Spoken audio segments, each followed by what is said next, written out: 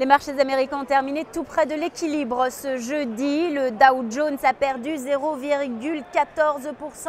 Le Nasdaq a lui reculé de 0,08% et le S&P 500 a gagné tout juste 0,02%. Du côté des bonnes nouvelles, d'abord aux États-Unis, le chômage hebdomadaire a reculé de 30 000 demandes la semaine dernière alors que les analystes l'attendaient en hausse, ce qui nous amène à un total de 339 000 demandes d'allocation, soit leur niveau le plus bas depuis février 2008. Autre indicateur américain publié aujourd'hui, les prix à l'importation pour le mois de septembre, ils sont en hausse de 1,1%, ce qui est au-dessus du consensus de 0,7%. Côté espagnol maintenant, Standard & Poor's a dégradé la note du pays à BBB négatif.